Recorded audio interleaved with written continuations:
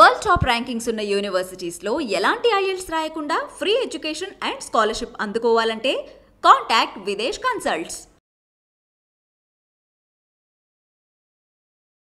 నమస్తే, welcome to iDream. నేను Maheshwari.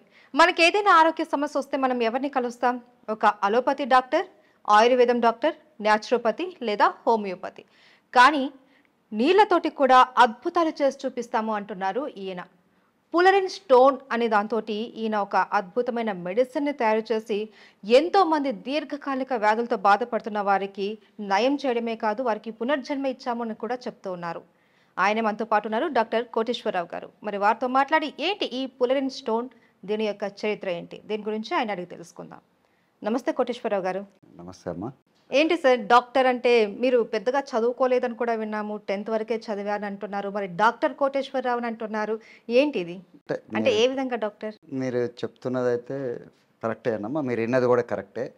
First of all me I dream ప్రేక్షకులందరికీ నా నమస్కారాలు. ప్రపంచవ్యాప్తంగా ఉన్న వాళ్ళందరికీ మీరు ఏదైతే విన్నారో అది 100% కరెక్ట్. నేను చదువుకుంది 10th క్లాసే, కానీ మీరు ఎలా ఇదంతా చేస్తున్నారంటే నా వ్యక్తిగత అవసరం అది.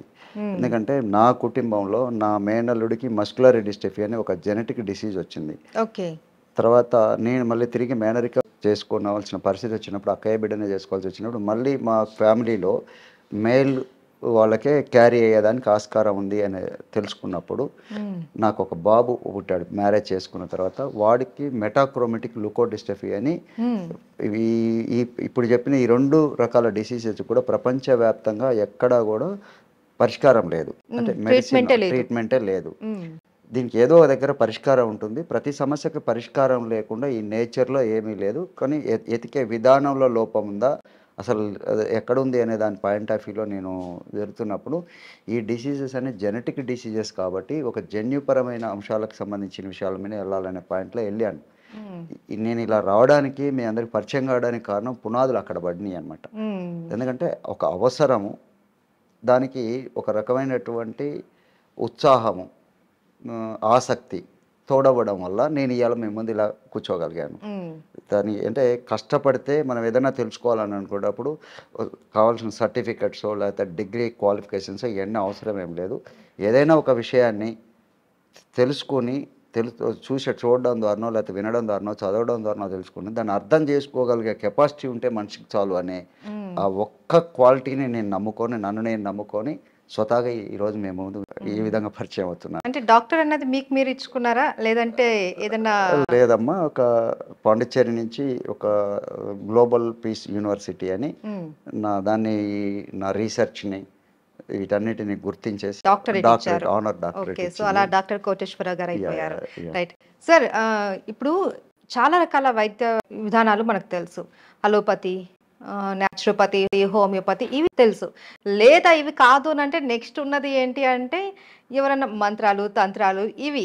కానీ వాటర్ తోటి వాటర్ థెరపీ అన్నది ఫస్ట్ టైం మీ దగ్గర వింటున్నాం మేము. ఏంటి ఈ వాటర్ థెరపీ ఏంటి, వాటర్ తోటి ట్రీట్మెంట్ ఏంటి? ఒక చిన్న క్లారిటీని మీకు ఇవ్వాలనుకుంటున్నాను మీ ద్వారా ఈ ప్రజానికానికి కూడా అందరికి. వాటర్ అనేసరికి అదే చాలా సింపుల్గా తీసుకుంటున్నాం మనం. ఎందుకంటే ప్రకృతిలో ఈజీగా యాక్సెసబిలిటీ ఉంది, ఫ్రీగా యాక్సెసబిలిటీ ఉంది. ఇంకోటి వాటర్ని మనం మెడిసిన్ అనే భావనలోకి ఎవరు వెళ్ళట్లేము. వాటర్ అనేది ఒక ప్రాణాధారం, జీవాధారం. అక్కడ జీవాధారమే అయిన దాన్ని మనం మెడిసిన్ అని ఎందుకు అనుకోకూడదు అనేది ఒక పాయింట్.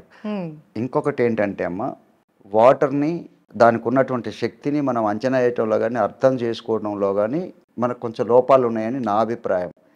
ఎలా అంటే వాటర్ అనేది 2 వాయువుల యొక్క కలయిక ద్రవ రూపంలో ఉన్నది. ద్రవ రూపంలో ఉన్నప్పుడు వాటర్గా అంటున్నాం. అదే 2 వాయువులు హైడ్రోజన్, ఆక్సిజన్ వేరువేరుగా ఉన్న హైడ్రోజన్ ఏమో మండుతుంది, ఆక్సిజన్ ఏమో మండడానికి సహకరిస్తుంది. అప్పుడు విడివిడిగా ఉండి ఒకదాన్ని ఒకటి సహకరించుకున్నప్పుడు ఒక అద్భుతమైనటువంటి ఒక మంటని, ఫైర్ని సృష్టించగలుగుతుంది. కానీ ఈ 2 కలిసి ఉండి లిక్విడ్ ఫామ్లో ఉన్నప్పుడు అదే మంటను ఆర్పడానికి కూడా పనిచేస్తుంది. ఇక్కడ మనం వాడే విధానాన్ని బట్టి ఈ మాట ఎందుకు చెప్తున్నానంటే, వాటర్ని మనకు జీవాధారమే అయినప్పుడు మెడిసిన్గా కూడా మనం ఎందుకు కన్వర్ట్ చేయకూడదు అనే దానికి ఒక ఉదాహరణగా మనం వెళ్ళొచ్చు అనే దానికి అర్థం చేసుకునే విధానం, తత్వము ఒక స్టాండర్డ్ మనం ఆ విధమైనటువంటి ఆలోచనలు మనలో రావాలి అనే దానికోసం నేను చెప్తున్నాను. నేను అర్థం చేసుకునే దానికోసం ప్రతిదాన్ని మనము ఒక చులకనగా చూడాల్సిన పని లేదు. ఇక్కడ ఇంకోటి ఏంటంటే ఇప్పుడు నా రీసెర్చ్ అంతా కూడా ఇదంతా కార్బన్ మాలిక్యూల్కి సంబంధించింది. కార్బన్లో 2 రకాల కార్బన్స్ ఉంటాయి. అంటే జనరల్గా మన అందరికీ తెలిసింది ఏంటంటే బొగ్గు గనులలో వచ్చే కార్బను, లేకపోతే చెక్కను మండిస్తేనో, లేకపోతే ఇదేదో చార్కోల్, ఇట్లా రకరకాల రూపాలలో మనం కార్బన్ చూస్తూ ఉంటాం. అలా కాకుండా అదంతా అమార్పస్ కార్బన్. అమార్పస్ కార్బన్ అంటే ఎలా ఉంటుందంటే ఒక అణువుల నిర్మాణం అంతా కూడా ఒక ఆర్డర్ ఆఫ్ వేలో ఉండవు, ఒక నిర్దిష్టమైనటువంటి పద్ధతిలో ఉండవు. అట్లాగే క్రిస్టల్ కార్బన్ అని కూడా సపరేట్ ఉంటుంది. క్రిస్టల్ కార్బన్ అంటే డైమండ్, గ్రాఫిన్, గ్రాఫైట్, పుల్లరిన్, ఈ 4 క్రిస్టల్ కార్బన్ కింద వస్తాయి అన్నమాట. ఇవి కూడా కార్బన్సే. మీరు డైమండ్ చూడండి, కంప్లీట్ దాంట్లో ఉండేది కార్బనే. దానికి ఆ లక్షణాలు ఎందుకు వచ్చినాయి అంటే దాంట్లో ఉండే అణువుల నిర్మాణము ఒక ఆర్డర్ ఆఫ్ వేలో ఉంటాయి, ఒక నిర్దిష్టమైన పద్ధతిలో ఉంటాయి కాబట్టి దానికి క్రిస్టల్ కార్బన్ అంటాం దాన్ని. అలాగే ఇప్పుడు నేను రీసెర్చ్ చేస్తున్న పదార్థం ఏంటిదంటే పుల్లరిన్స్, గ్రాఫిన్ అనే దాని మీద నేను రీసెర్చ్ చేసుకుంటూ వచ్చాను. ఈ పుల్లరిన్ అనే దాన్ని 1987లో హెరాల్డ్ క్రోటో అనే ఒక రైస్ యూనివర్సిటీ సైంటిస్టు ఆ కార్బన్ అణువుల నిర్మాణం ఈ విధంగా ఉంటుంది, ఒక ఫుట్బాల్ షేప్లో ఉంటుంది, ఒక 60 అణువుల సమూహము ఇది అని చెప్పేసి ప్రపంచాన్ని ప్రూవ్ చేసిండు. అతనికి 1996లో నోబెల్ ప్రైజ్ వచ్చింది. ఆ నోబెల్ ప్రైజ్ వచ్చిన అది కావటం. ఇంకోటి వీటి యొక్క ఉపయోగాలు వ్యాస్ట్గా ఉంటాయి. మనం కెమిస్ట్రీలో మనం ఏమైనా చూసుకున్నట్టయితే పదార్థాలు ఎలిమెంట్స్ అన్నీ కూడా పీరియాడిక్ టేబుల్లో నిర్మితమై ఒక డిజైన్ చేయబడి ఉన్నాయి. ఆ పీరియాడిక్ టేబుల్ డిజైన్ అయిన తర్వాత ఇంకా కొన్ని కొత్త ఎలిమెంట్స్ కూడా కనిపెట్టడం జరిగింది. అలా ఉంది. మిగతా పదార్థాలకు ఏ దానికి లేని లక్షణాలు కార్బన్కు ఉన్నాయి. కార్బన్ ఏమేమి ఉన్నాయంటే అన్ని పదార్థాలతో కలిసి పనిచేసే తత్వము, లౌకిక తత్వాన్ని కార్బన్కు ఉన్నాయి. అందుకే కెమిస్ట్రీలో కార్బన్ని కింగ్ ఆఫ్ ది ఎలిమెంట్స్ అంటాం. నేను ఈ ప్రాజెక్ట్ మీదకి రావడానికి అదొక మెయిన్ కారణం. ఎందుకంటే మల్టిపుల్ ఆప్షన్స్ దీంట్లో మనం రకరకాల పదార్థాలతో కలుపుకొని ఈ మెయిన్ దీని చుట్టూ ఎన్ని అయినా తిరగొచ్చు అనేది ఒకటి. ఇంకొకటి ఈ క్రిస్టల్ కార్బన్లో పుల్లరిన్కి అద్భుతమైనటువంటి ఇంకా లక్షణాలు ఇంకా ఎక్కువగా ఉన్నాయి. మేము విన్నాం ఏంటి అని అంటే ఇది ఐరన్ కన్నా ఎంతో గట్టిది అండ్ గోల్డ్ కన్నా ఎంతో విలువైనది అండ్ అలాగే డైమండ్ కన్నా ఎంతో ప్రకాశవంతమైనది అనేసి. ప్రకాశవంతమైనది కాదు, వీటన్నిటికంటే వాల్యూ పరంగా కానీ ఇంకోటి ఏంటంటే డైమండ్ తో పోల్చుకున్నప్పుడు దాని స్ట్రక్చర్ డిఫరెంట్ గా ఉంటుంది, హార్డ్నెస్ ఇవన్నీ ఉంటాయి. ఇదేంటంటే సాల్యుబిలిటీ అవుతుంది, వాటర్లో సాల్యుబిలిటీ అయినప్పుడు హైలీ మెడికల్ క్యారెక్టర్స్ వస్తాయి. వేరే పదార్థాలతో కలిసినప్పుడు పదార్థం యొక్క తత్వాన్ని బట్టి ఆ పదార్థం యొక్క తత్వాన్ని ఈ పదార్థం యొక్క తత్వాన్ని కలిపి కాంబినేషన్లో 2 వాటినైనా మిక్స్ అవుతుంది, వాల్యూ ఎడిషన్ అవుతుంది ప్రతిదానికి. అంటే ఒక యూనివర్సల్గా ఒక యూనిక్ క్యారెక్టర్స్ని క్రియేట్ చేయగలుగుతుంది. దీనికి ఉన్న ఆటమ్ స్ట్రక్చర్లో ఉండే అడ్వాంటేజ్ వల్ల ఇవన్నీ వచ్చినాయి అన్నమాట. అందుకనే దీన్ని ఒక గతంలో ఎప్పుడో జరిగింది, 1990s అంటే చాలా ఇయర్స్ అయిపోయింది. ఈ పులరిన్ అన్నది కూడా అప్పుడు అంత ప్రాచుర్యం లేదు, బట్ ఇప్పుడు కూడా చాలా మందికి తెలియదు ఈ పులరిన్ అంటే ఏంటి అనేసి. మీకు ఎలా దీని మీద అవగాహన కలిగింది? పులరిన్ అన్నది మనం ఇలా వైద్యానికి కూడా మనం యూజ్ చేసుకోవచ్చు అన్న పాయింట్ మీకు ఎక్కడ తట్టింది? యాక్చువల్గా నేను ఫస్ట్ నాకు వచ్చిన ప్రాబ్లంని దృష్టిలో పెట్టుకొని ఫస్ట్ స్టెమ్ సెల్స్ అంటే మూల కణాల మీద విపరీతంగా నేను తెలుసుకోవడం కోసం రకరకాల ప్రయత్నాలు బుక్స్ ద్వారా. అప్పట్లో 1990sలో నాకు ఇంటర్నెట్ సౌకర్యం ఇవన్నీ ఉండేవి కావు. డిఫరెంట్ కేటగిరీ పీపుల్ ఉంటారు, ప్రొఫెసర్స్, సైంటిస్ట్, యూనివర్సిటీస్, ఇన్స్టిట్యూషన్స్ ఎక్కడెక్కడ ఉన్నాయో వాళ్ళ దగ్గరికి వెళ్ళి ఇన్ఫర్మేషన్ తెలుసుకోవడం కోసం, నా సమస్యకు పరిష్కారం కోసం నేను ఆరాటపడేవాడిని. అట్లా చాలా వరకు తెలుసుకుంటూ వెళ్ళిన తర్వాత అది 2050 వరకు కూడా అందుబాటులోకి వచ్చే పరిస్థితి లేదు. ఇంకొకటి ఒకవేళ వచ్చినా కూడా సామాన్యులకు అందుబాటులోకి వచ్చే పరిస్థితి లేదు. అది హైజెనిక్లో చేయాలి, ఇవన్నీ వర్కౌట్ అయ్యేటట్లేదని మళ్ళీ తిరిగి ఎక్కడో మళ్ళీ ఒక క్వశ్చన్ నాకు నేను వేసుకున్న క్వశ్చన్ ఏంటంటే, మన భారతదేశము ప్రపంచానికి విజ్ఞానాన్ని అందించినటువంటి దేశం, గొప్ప దేశం. ఇంత నాలెడ్జ్ మన దగ్గర ఉంది, ఎక్కడో ఒక ఆయుర్వేదంలో ఏదో పరిష్కారం దొరుకుతుంది అని మళ్ళీ నేను ఆయుర్వేదం వైపు టర్న్ అయ్యి మెడిసినల్ అండ్ అరోమాటిక్ ప్లాంట్స్ మీద విపరీతంగా స్టడీ చేయడం మొదలుపెట్టాను. ఇదంతా నా సెల్ఫ్ ఇంట్రెస్ట్ మీద, నా సెల్ఫ్ బుక్స్ కొనడం, విపరీతంగా చదవడం. ఎందుకంటే సంపాదించే పుస్తకాలన్నీ కూడా లాంగ్వేజ్ కూడా కొంత కూడా సంస్కృతానికి దగ్గరగా ఉండేవి అన్నమాట. ఆ పదాలని మళ్ళీ నేను అర్థం చేసుకొని తర్జుమా చేసుకొని దానికి కూడా కొంత టైం పట్టేది. అయినా కూడా అర్థం చేసుకొని ట్రై చేసేసి వాటి మీద విపరీతంగా స్టడీ చేశాను.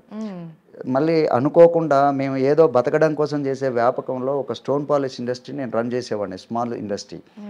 మినరాలజీ మీద కూడా నాకు పూర్తి అవగాహన ఉంది. ఈ ఆలోచన అంతా ఇప్పుడు రీసెర్చ్ ఓరియంటెడ్లో ఉండేది కాబట్టి మినరాలజీ మీద కూడా చాలా లోతుకి వెళ్ళేవాడిని.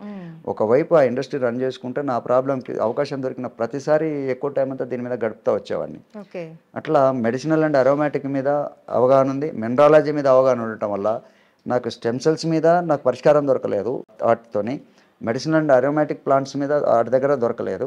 ఈ మినరాలజీలోకి వచ్చేసరికి ఈ మంగంపేట బైరటిస్ మైండ్లో ఉన్నటువంటి ఓవర్ బర్డెన్లో ఈ పుల్లరిన్ అనే పదార్థము అందులో ఇంక్లూడ్ అయ్యి ఉంది అనేది నా దృష్టి తెలిసినప్పుడు నేను దాని మీద రీసెర్చ్ చేయాలని చెప్పేసి అక్కడ పుల్లరిన్ ఈ బైరటిస్ మైండ్స్లో వైఎస్ రాజారెడ్డి గారి దగ్గర ప్రాజెక్ట్ మేనేజర్గా చేసిన నాకు బాగా పరిచయం ఈ ఫీల్డ్లో. రఘునాథరెడ్డి గారు నన్ను ఆ మైండ్ దగ్గరికి తీసుకెళ్ళి ఈ స్టోన్లో పుల్లరిన్ అనేది ఉంది అని చెప్తున్నారు, నువ్వైతేనే ఇది చేయగలుగుతావు, ఒక అవగాహనతోనే ఓపికగా చేయగలుగుతావు అని ఆయన నా చేతిలో పెట్టినాడు. ఈ రోజు వరకు ఆయన నాకు ఒక గురువు లాగా నేను భావిస్తూ వచ్చినాను. ఆ రోజు నుంచి అంటే 2006లో ఈ సంఘటన జరిగింది. ఆ రోజు నుంచి ఈ రోజు వరకు దీని మీద రీసెర్చ్ చేసుకుంటూ ఈ స్థాయికి రాగలిగాను. ఆ స్టోన్లో ఉన్నటువంటి పుల్లరిన్లు మొత్తాన్ని ఎలా ఎక్స్ట్రాక్ట్ చేయాలి, ఎక్స్ట్రాక్ట్ చేసిన తర్వాత ఎలా సపరేషన్ చేయాలి, అందులో అన్ని డిఫరెంట్ గ్రేడ్స్ ఉంటాయన్నమాట. ఆ గ్రేడ్ సపరేషన్ ఎలా చేయాలి, ఆ తర్వాత ప్యూరిఫికేషన్ ఎలా చేయాలి, ఐసోలేషన్ ఎలా చేయాలి, ఈ సెక్షన్ అంతా ఒక భాగం. ఆ తర్వాత మళ్ళీ తిరిగి ఈ పుల్లరిన్ని మెడిసినల్గా కన్వర్ట్ చేయాలన్నప్పుడు వాటర్ సాల్యుబిలిటీలోకి తీసుకురావాలి. వాటర్ సాల్యుబిలిటీలోకి తీసుకురావాలన్నప్పుడు ఇది డైరెక్ట్ హైడ్రోపోపిక్ క్యారెక్టర్స్ ఉన్నది. దీనికి హైడ్రోపోపిక్ క్యారెక్టర్స్ ఉండటం వల్ల వాటర్లో కరగదు, ఇది సాల్యుబిలిటీ రాదు. అందుకోసం నేను మళ్ళీ మెథడ్స్ డెవలప్ చేసుకొని ప్రపంచంలోనే హయ్యెస్ట్ సాల్యుబిలిటీ తీసుకున్న పర్సన్గా మళ్ళీ నేనే ఉన్నాను. ఈ న్యాచురల్ రిసోర్సెస్ ద్వారా ఉన్నటువంటి ఈ షంగైట్ అనే ఒక స్టోన్ నుంచి పుల్లరిని ఎక్స్ట్రాక్ట్ చేసే టెక్నాలజీని నేనే డెవలప్ చేసుకున్నాను ఓన్గా. ఇవన్నీ పేటెంట్స్ అన్నీ అడ్వాన్స్డ్ స్టేజ్లో ఉన్నాయి, జాతీయ స్థాయిలో అంతర్జాతీయ స్థాయిలో ఉన్నాయి. కొన్ని పేటెంట్స్ అన్నీ అడ్వాన్స్డ్ స్టేజ్ అంటే ఎగ్జామిన్ స్టేజ్లో ఉన్నాయి. అవన్నీ ఒకవైపు ఫైల్ చేసుకుంటూ ఓపెక్ నా పని నేను చేసుకుంటూ ఈ మెడిసినల్ బేసిస్ మీద నేను R&D చేసుకుంటూ ఒక ల్యాబొరేటరీ సపోర్ట్ ఇచ్చింది నాకు. FDA అప్రూవల్, US FDA ఉన్న అప్రూవల్ ఒక చైర్మన్ గారు నా ప్రాజెక్ట్ గురించి తెలిసి నాకు సపోర్ట్ చేసి, నాకు వసతులు లేకపోతే ఆయన చాలా నన్ను దగ్గరకు తీసి దాన్ని బాగా ప్రోత్సహించే పాయింట్ ఆఫ్ వ్యూలో మా ల్యాబొరేటరీలో నీకు స్పేస్ ఇస్తాను, ఏమైనా కావాలంటే ఆర్థిక పరిస్థితుల నుండి సాయం కానీ లేకపోతే కాంపౌండ్స్ ఏమైనా కావాలన్నా లేకపోతే ఎక్విప్మెంట్ ఏమైనా సపోర్ట్ కావాలన్నా ఇస్తా అని చెప్పేసి సపోర్ట్ చేశారు నాకు. అంటే ఇఫ్ యూ డోంట్ మైండ్, నేను కొన్ని కారణాల వల్ల ఆయన పేరు నేను చెప్పలేకపోతున్నాను.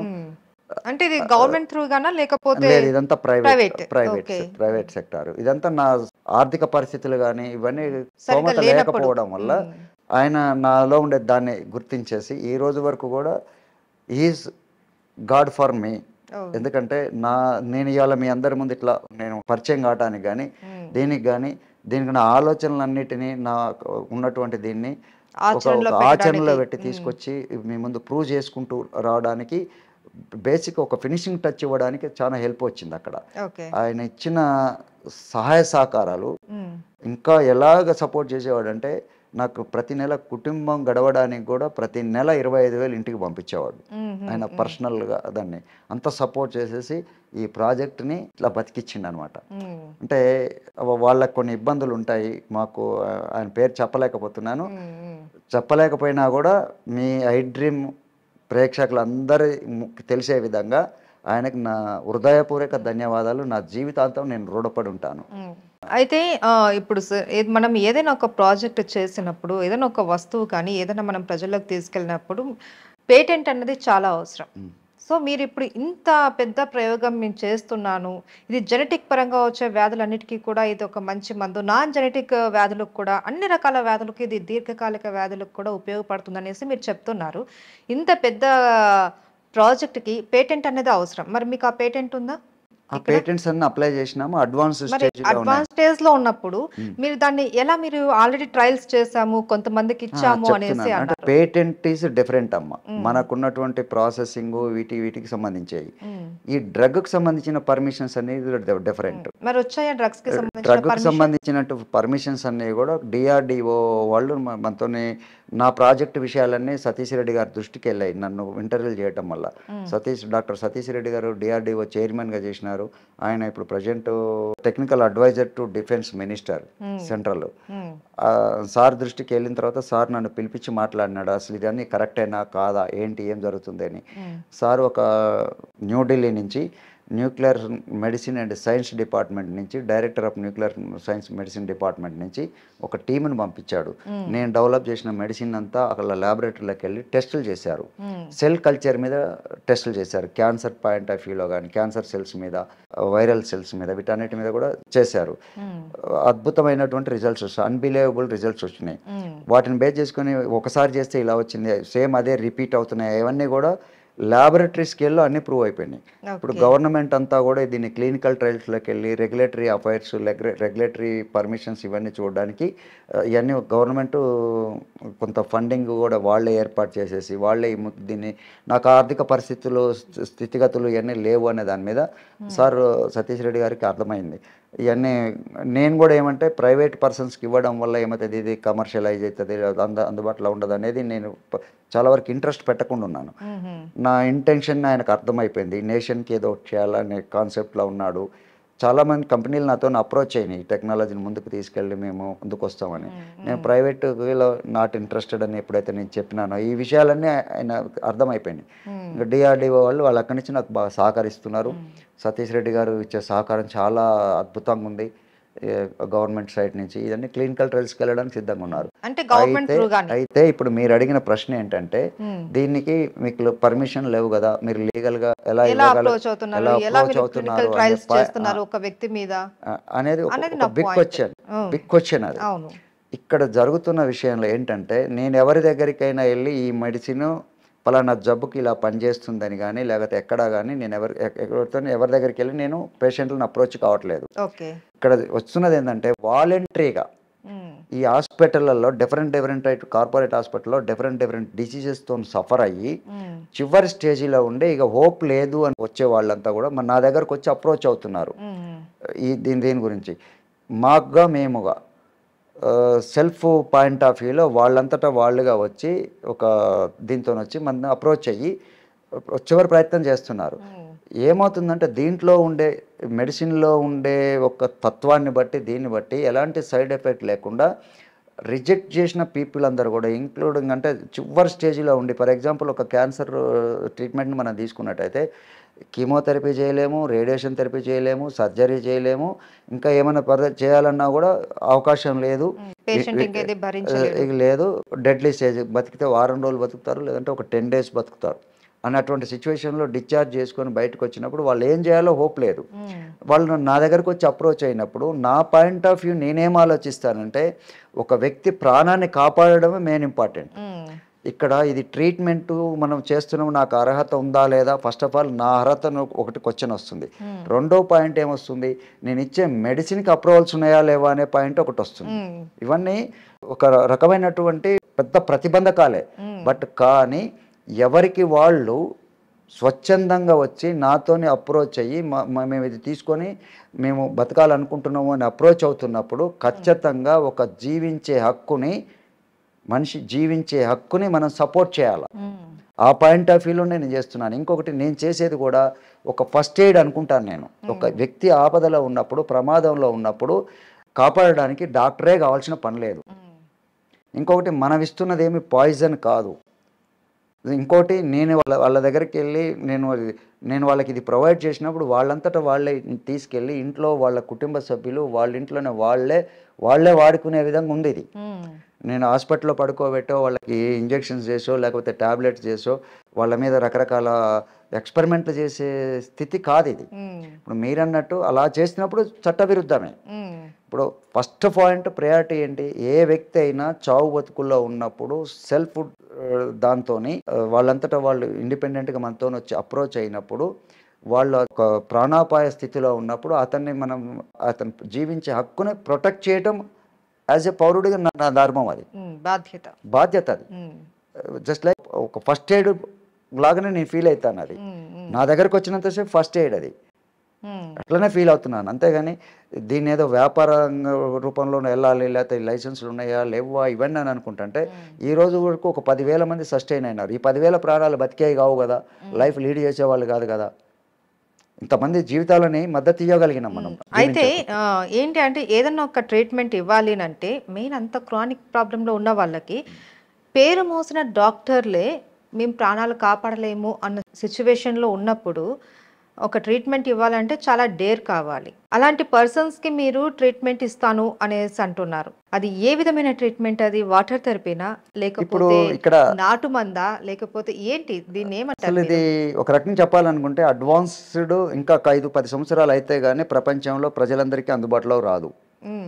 ఈ వాటర్ సాల్యుబుల్ పుల్లరిన్ అనే దాన్ని వాటర్లో సాల్యుబిలిటీ తీసుకున్నప్పుడు హైడ్రోజన్ అణువులతోని ఆక్సిజన్ అణువులతోని ఇంటరాక్ట్ అయ్యి బయోలాజికల్ ఇంటరాక్ట్ అయినప్పుడు దాని యొక్క స్ట్రక్చర్లో చేంజెస్ వచ్చేసి క్లావేజింగ్ జరిగినప్పుడు స్ట్రక్చరల్ మెడికల్ క్యారెక్టర్స్ వస్తాయి. అవన్నీ వాటర్లోకి వస్తాయా? వాటర్లో ఇది సాల్యుబిలిటీ అయినప్పుడు వాటర్కి ఆ క్యారెక్టర్స్ అన్నీ వస్తాయి. ఎలాంటి క్యారెక్టర్స్ వస్తాయంటే anti viral, anti cancer, anti bacterial, free radical scavenger, పోతే జీన్ రిప్లికేషన్లో డిఫరెన్సెస్ తీసుకొచ్చాయి. అంటే జీన్ మాడిఫికేషన్లో ప్రతి రకాల అంటే న్యూరో ప్రాబ్లం ఉన్నప్పుడు న్యూరో డీజనరేట్ అవుతున్న న్యూరో సెల్స్ అన్నిటిని రీజనరేట్ చేస్తుంది, బోన్ టిష్యూస్ని రీజనరేట్ చేస్తుంది, బ్రెయిన్కి సంబంధించిన అన్ని రకరకాల డిసీజ్ ఉంటాయి, అల్జిమర్స్, ఆటిజము, నరాలకు సంబంధించే కనిపిస్తుంది. ఏమంటుంది పార్కిన్సన్, పెరాలసిస్, ఇవన్నీ కూడా బ్రెయిన్లో ఉండే ప్రాబ్లం నుంచి వస్తూ ఉంటాయి. న్యూరో ట్రాన్స్మిటర్స్ మీద ఎలాంటి ప్రాబ్లమ్స్ ఉన్నా కానీ, లేదంటే బ్రెయిన్లో ఒక ఎడిమా ఫామ్ అవుతుంది, ఒక రకమైనటువంటి ఇది.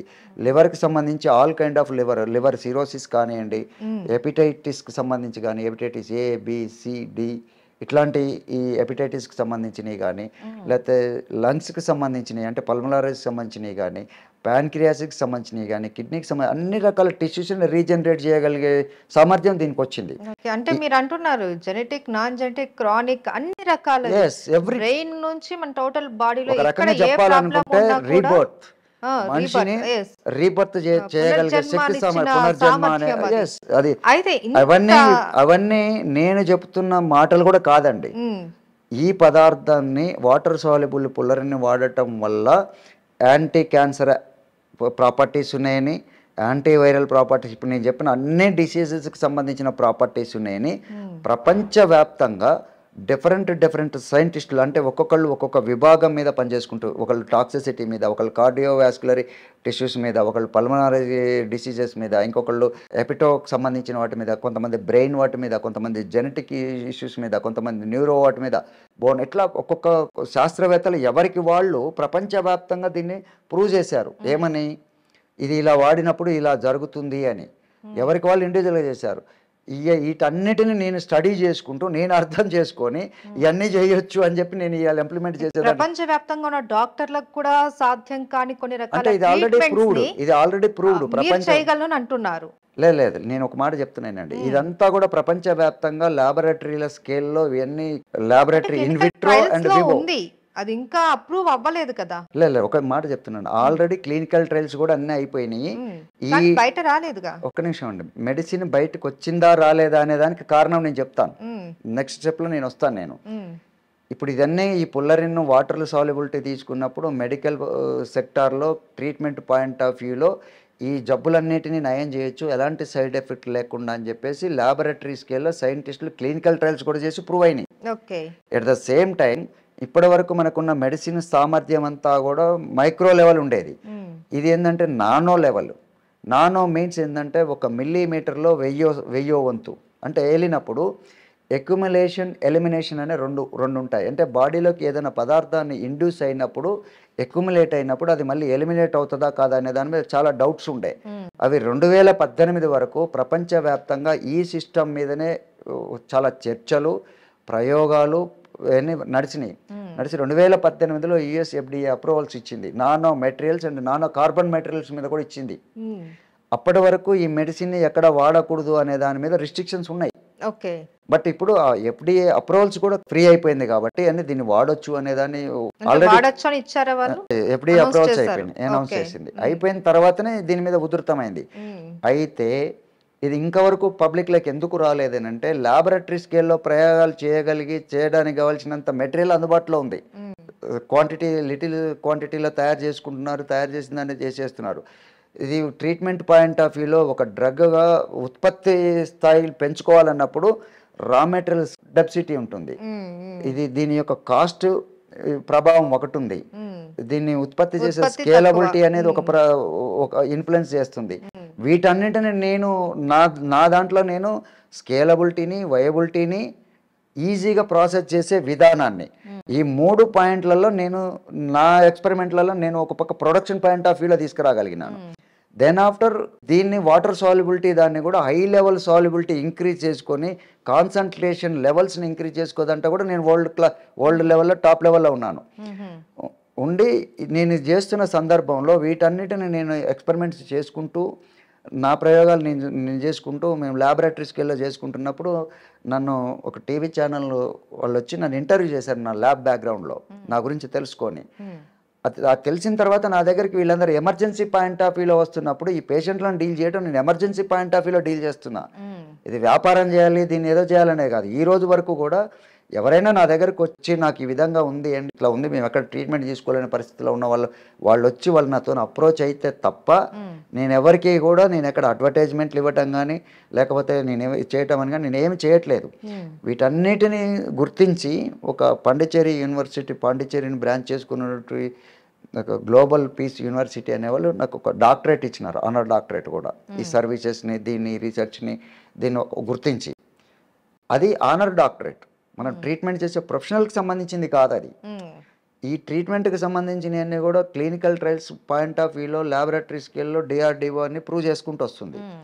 ఇప్పుడు నేనేం చేయాలి? నా దగ్గరకు వచ్చిన పేషెంట్ని నిర్దాక్షిణ్యంగా వదిలేయాలా, లేకపోతే నేను నా దగ్గర ఉన్న అవైలబిలిటీని ఇచ్చి మీరు ఏదో చేసి మిమ్మల్ని మీరు కాపాడుకోండి అని చెప్పాలి.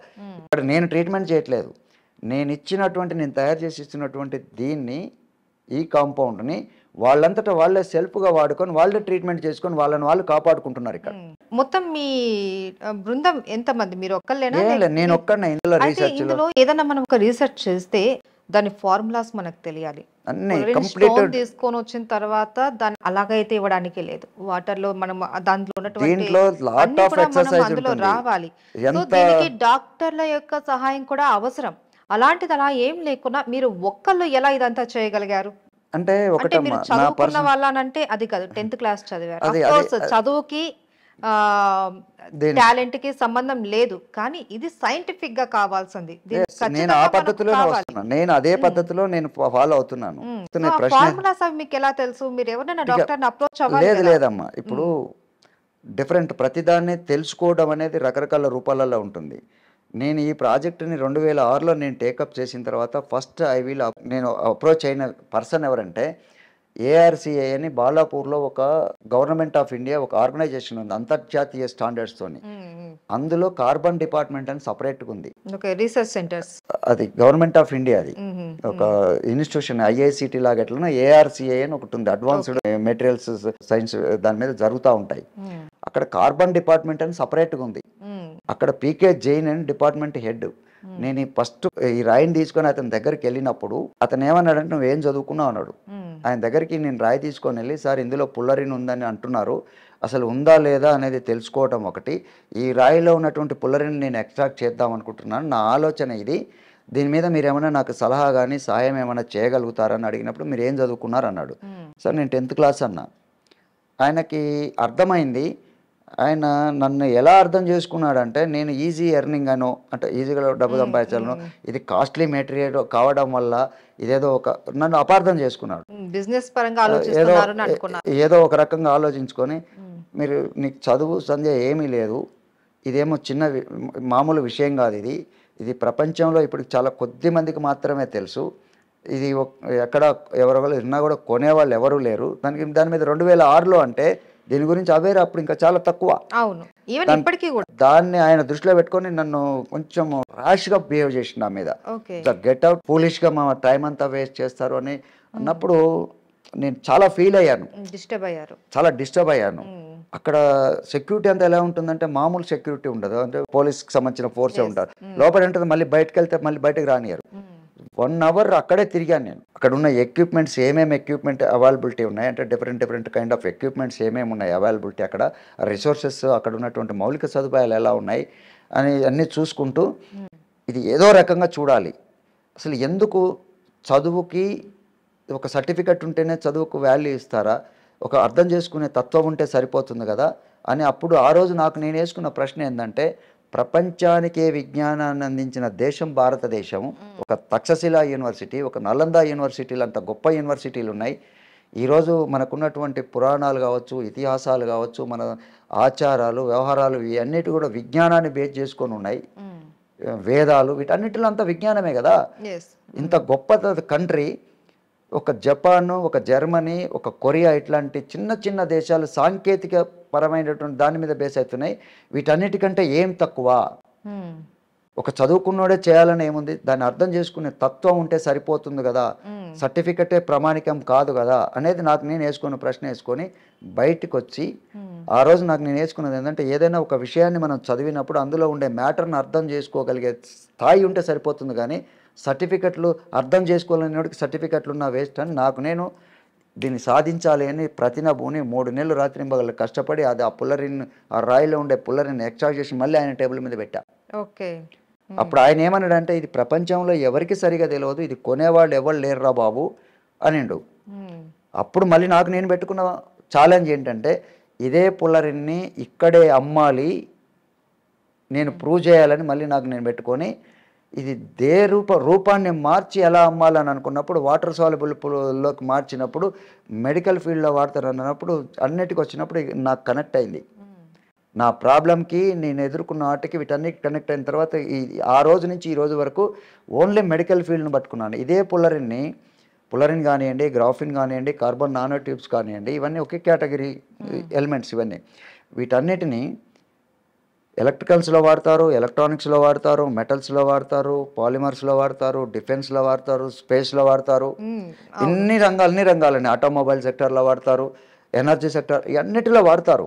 కానీ నేను మెడికల్ సెక్టర్ని ఎందుకు తీసుకున్నానంటే, దేని మీద పని చేస్తే అక్యురేసీ ఎక్కువ ఉంటుంది. అక్యురేట్ అంటే ఒక మనిషి ప్రాణానికి సంబంధించింది కాబట్టి ప్రతి విషయాన్ని చాలా క్షుణ్ణంగా క్వాలిటీగా పనిచేయాల్సి వస్తుంది, క్వాలిటీగా ఆలోచించాల్సి వస్తుంది. మిగతా వాటి కోసం అయితే అంత క్వాలిటీగా చేయాల్సిన పని లేదు. నాకు నేను కఠినంగా నేను పని చేయాలనే దానికోసం నేను మెడికల్ పాయింట్ ఆఫ్ వ్యూలో పని చేసుకుంటూ వచ్చినాను. అట్ ద సేమ్ టైం వాటిని కూడా స్టడీ చేస్తుంటాను. ఈ వర్క్ మీద ఉన్నప్పుడు ఏంటంటే చాలా క్వాలిటీగా పని చేయాల్సి వస్తుంది. ఎలా పని చేయాల్సి వస్తుంది అంటే, ఒక డ్రగ్ని ఎక్స్ట్రాక్ట్ చేయాలంటే డిఫరెంట్ కైండ్ ఆఫ్ మెథడ్స్ని డెవలప్ చేసుకోవాలా. ఎక్స్ట్రాక్ట్ చేసిన దాన్ని ఈ పదార్థమైనా కాదా అని ఐడెంటిఫికేషన్ తర్వాత దాని క్వాంటిటేటివ్ అనాలిసిస్లు, ఎంత మోతాదులో ఉంది, ఆ మోతాదులో ఉంటే మిగతా మోతాదులు ఇందులో ఏం అసోసియేట్ అయ్యి ఉన్నాయి, లేకపోతే వాటిని మళ్ళీ ఎలా సపరేట్ చేయాలా, ఇట్లాంటివన్నీ 1 by 1 లాట్ ఆఫ్ ఛాలెంజెస్ ఉంటాయి. ప్రతి దానికి అన్నీ చేసుకోవాలి. మళ్ళీ మెడికల్ పాయింట్లోకి వచ్చినప్పుడు దీన్ని మెడిసిన్ ఇచ్చినప్పుడు ఒక టాక్సిసిటీ ఎఫెక్టివ్ లెవెల్స్ ఎలా ఉన్నాయి, థెరపిక్ లెవెల్స్ ఎలా ఉన్నాయి, టాక్సిక్ లెవెల్స్ ఎలా ఉన్నాయి, ఒకవేళ ఇవ్వాల్సి వచ్చినప్పుడు ఏ విధంగా ఇవ్వాలా, ఏ జబ్బులకి ఇవ్వచ్చు, వీటన్నిటిని మళ్ళీ అర్థం చేసుకోవాలి. ఈ రీసెర్చ్లని అర్థం చేసుకుంటూ ఒక్కొక్క దాన్ని మనం ఏదైనా ఒక మెథడ్ని ఆలోచించుకొని ముందుకు పోయేటప్పుడు దానికి కావాల్సిన ఎక్విప్మెంట్స్ కూడా కావాలి, వాటిని ప్రొక్యూర్ చేసుకోవాలి.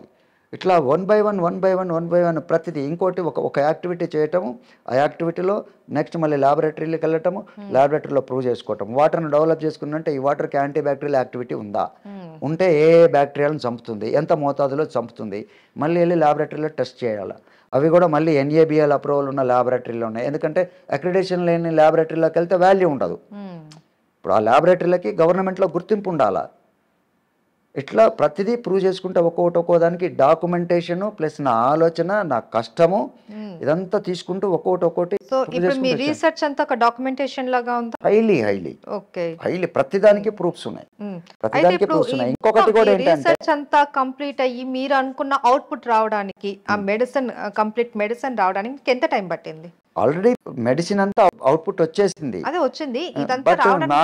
నాకు బాకీ ఉన్నది ఏంటంటే, గవర్నమెంట్ ఆఫ్ ఇండియా నుంచి ఆల్రెడీ DRDO ఇష్యూ అంతా చూస్తుంది.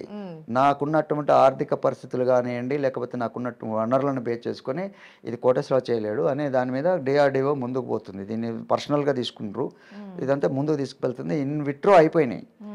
ఇన్ వివో అంటే క్లినికల్ ట్రయల్ చేయడానికి వాళ్ళు అన్ని సన్నద్ధాలు చేసుకుంటున్నారు. ఈ లోపల నా దగ్గరకు వచ్చే వాళ్ళకి ఎవరికైనా డెడ్లీ పేషెంట్స్ ఎవరైతే ఉంటారో వాలంటరీగా మన దగ్గరకు వచ్చే వాళ్ళకి మాత్రమే ఇస్తున్నాను. వాళ్ళ దగ్గర దగ్గరుండి ఏమి ట్రీట్మెంట్ ఏం చేయండి, ఎలా వాడుకోవాలా, ఎలా మిమ్మల్ని మీరు ఎలా కాపాడుకోవచ్చు, ఇది మీరు హాస్పిటల్లో ఉండాల్సిన పని లేదు, లేదంటే మీరు ఇంకేదో చేయాల్సిన పని లేదు. ఇది సింపుల్గా మన ఇంట్లో మనమే వాడుకొని మనల్ని మనం ఎలా ప్రొటెక్ట్ చేసుకోవచ్చు అనే పాయింట్ ఆఫ్ వ్యూలో వాళ్ళే తీసుకెళ్ళి వాడుకుంటారు, వాళ్ళే సస్టైన్ అవుతా ఉన్నారు. మళ్ళీ సస్టైన్ వాళ్ళు దాదాపు ఒక 2 years 2022 ఫిబ్రవరి నుంచి స్టార్ట్ చేశాను. అది కూడా నేను కావాలని స్టార్ట్ చేసింది కాదు. ఒక రకంగా చెప్పాలంటే నేను ఒక యాక్సిడెంటల్ డాక్టర్ని. నేను ఏదో వృత్తి రూపంగా దీన్ని తీసుకొని కమర్షియల్ పాయింట్ ఆఫ్ వ్యూలో చేసి దీన్ని డబ్బులు సంపాదించాలనే పాయింట్లో వచ్చినోని కాదు. టీవీ వాళ్ళు వచ్చి నన్ను యూట్యూబ్లో లోడ్ చేయటం వల్ల పబ్లిక్ తెలిసి నాకు ఇక్కడ పరిష్కారం ఉంది అని వాళ్ళు వాలంటరీగా వచ్చి నా దగ్గర వచ్చి అప్రోచ్ అవుతున్న వాళ్ళకి వాళ్ళని కాదనలేక తప్పని పరిస్థితుల్లో వాళ్ళని బతికియాలనే ఒక తపనతో జరుగుతున్న యాక్టివిటీ ఇది. ఈ 2 years నుంచి ఒక 10,000 మంది సస్టైన్ అయినారు. ఎలాంటి పేషెంట్స్ కి ఇచ్చారు? So deadly patients. ప్రతి పేషెంట్ ఇప్పుడు క్యాన్సర్ పేషెంట్లు ఉన్నారంటే 60 నుంచి 80% వరకు క్యాన్సర్ పేషెంట్లు ఉంటారు. Every patient rejected people. Surgery చేయలేరు, కీమో చేయలేరు, రేడియేషన్ థెరపీ ఇవ్వలేరు, ట్రీట్మెంట్ చేయడానికి వాళ్ళ బాడీ సహకరించే పరిస్థితిలో కూడా ఉండదు. వెంటిలేటర్ మీద ఉంటారు, లేదనుకుంటే డెడ్లీ స్టేజ్లో ఉండి కంప్లీట్ బెడ్ రీడన్ అయ్యి. అంటే ఇప్పుడు క్యాన్సర్ పేషెంట్స్ కి ఇచ్చారా? క్యాన్సర్ పేషెంట్స్ దాదాపు క్యాన్సర్, ఎయిడ్స్ వాళ్ళు ఉన్నారు, న్యూరోకి సంబంధించిన వాళ్ళు ఉన్నారు, బోన్కి సంబంధించిన వాళ్ళు ఉన్నారు, జెనెటిక్ సంబంధించిన వాళ్ళు ఉన్నారు, బ్రెయిన్ డిసీజెస్కి సంబంధించిన వాళ్ళు ఉన్నారు. ఇట్లా ఒకటనే ఏం కాదు ఇక. అంటే ఆటిజం మీద అన్నది ఇప్పటి వరకు WHO ఇప్పటి వరకు దానికి సంబంధించి ఎటువంటి మెడిసిన్ లేదు అని చెప్పేసి అన్నది. అలాంటి దానికి మీరు కంప్లీట్ క్యూర్ చేయగలరా? కంప్లీట్ అంటే ఇప్పుడు నా దగ్గరకు వచ్చిన ప్రతి పేషెంట్ నేను మెడిసిన్ ఇచ్చుకుంటూ వెళ్ళినప్పుడు విత్ ఇన్ 1 monthలో నా దగ్గరకు వచ్చేటప్పుడు దాదాపు 30 lakhs 40 lakhs వైరల్ కౌంట్ ఉంటుంది వాళ్ళకి.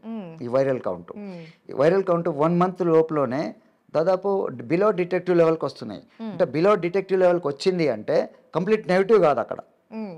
అంటే 1 month పీరియడ్లో సమ్ లాక్స్ అంటే వైరల్ లోడ్ అన్నది కంట్రోల్ అయింది, తగ్గింది. కంప్లీట్ బిలో డిటెక్టివ్ లెవెల్కి వచ్చిందంటే హైలీ కంట్రోల్ కదా.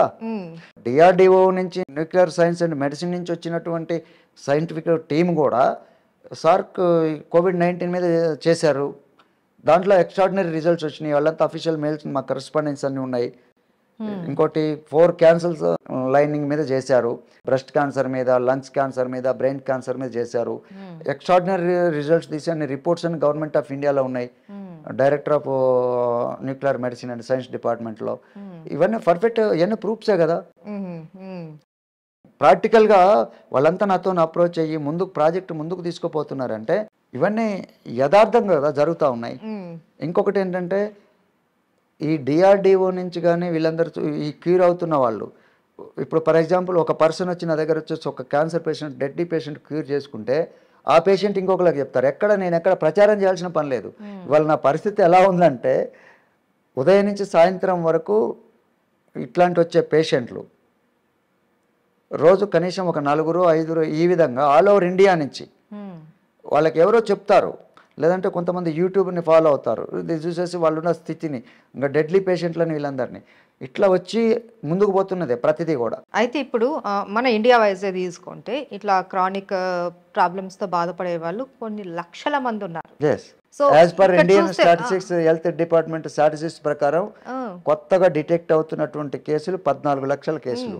అది 2000 ఉత్పత్తి చూస్తే ఈ పులరిన్ అన్నది గనుల నుంచి తవ్వేది లేదు. ఇక్కడ మీరు ఒక గనుల నుంచి తవ్వేదని కాదమ్మా, ఇది ఓన్లీ ప్రపంచవ్యాప్తంగా రష్యాలో షెంగా అనే ప్రాంతంలో అవైలబిలిటీ ఉంది.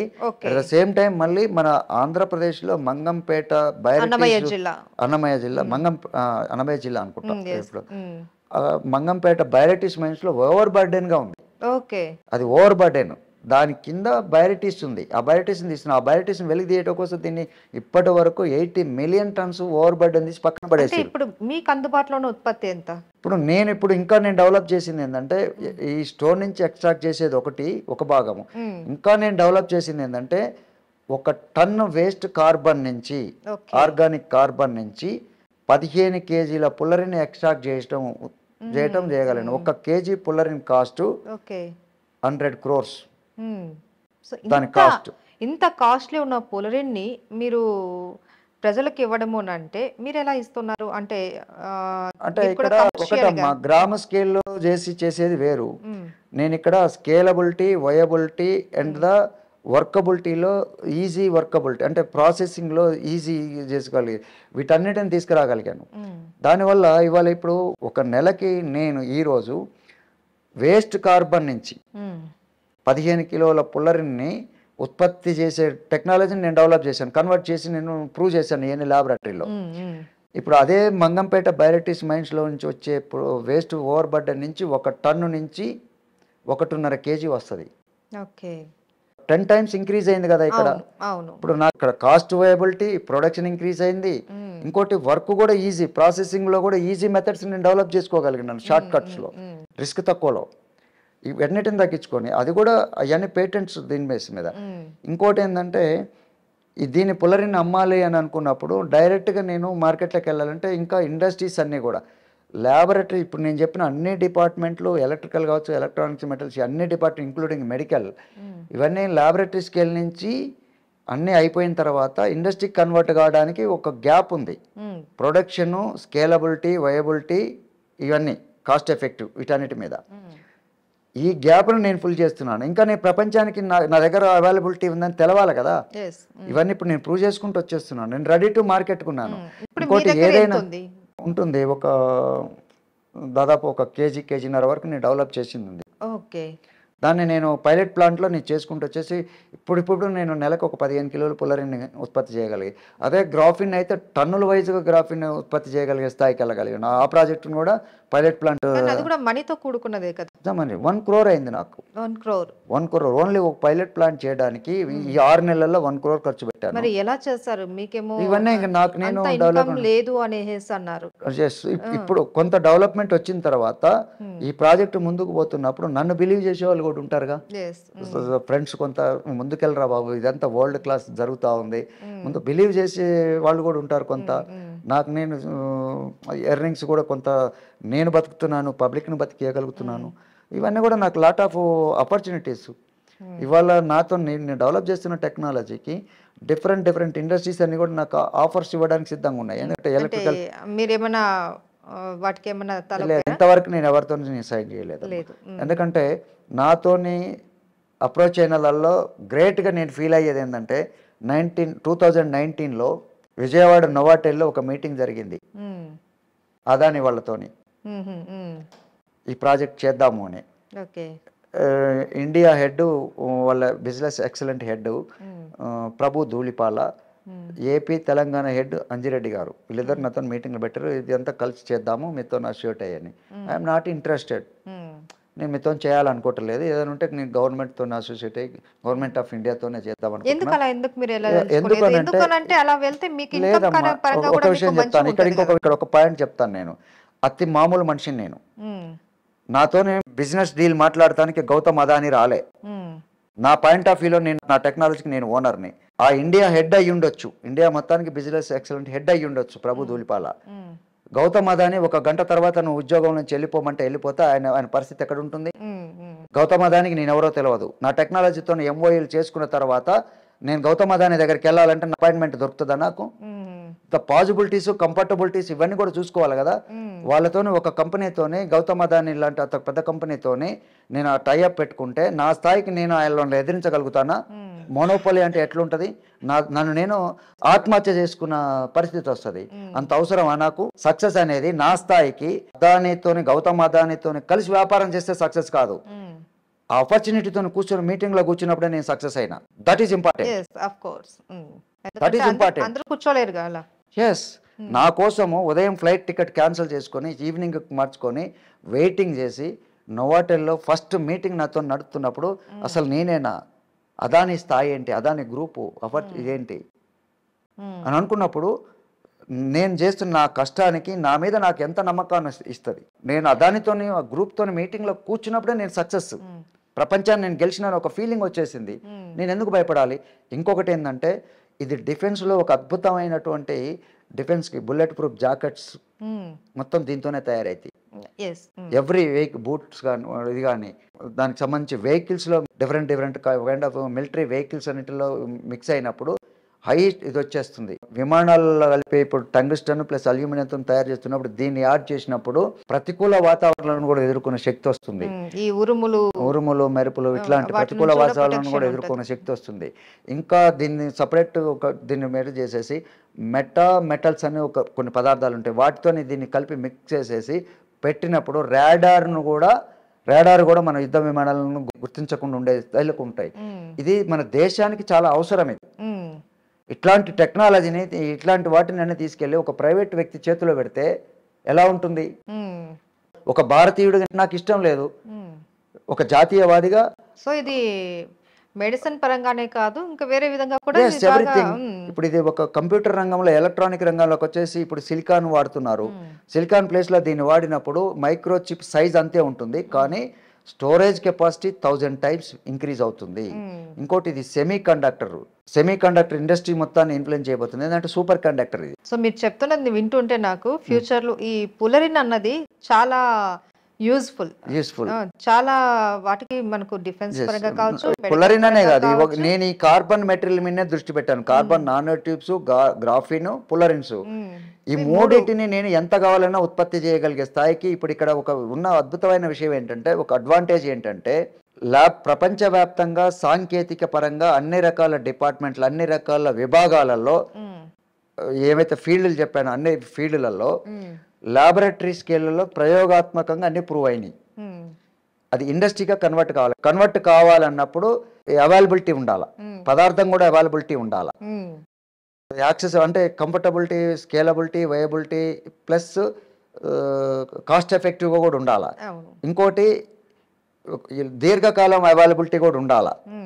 ఏదైనా ఒక ఇండస్ట్రీ రన్ కావాలన్నప్పుడు కనీసం మినిమము ఒక ఇండస్ట్రీ మాడిఫై కావాలన్నా, లేకపోతే ఒక కొత్త ఇండస్ట్రీ బిల్డ్ కావాలన్నా కూడా, ఎస్టాబ్లిష్ కావాలన్నప్పుడు కొన్ని చూస్తారు. అవన్నిటిని ఆ గ్యాప్ని నేను ఫిల్ చేస్తున్నాను. ఇప్పుడు కొత్త టెక్నాలజీ గురించి దీన్ని ఎక్కడెక్కడ వాడతారనేది వాటి గురించి ప్రయోగాలు చేయాల్సిన అవసరం లేదు. అవన్నీ already done, ready to convert. Industry అంతా ఎదురు చూస్తుంది.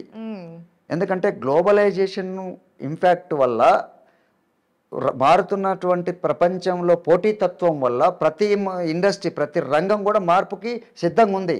కానీ మారడానికి కావాల్సినటువంటి పదార్థం, స్కేలబిలిటీ, వైబిలిటీ లేకపోవడం వల్ల మారలేదు.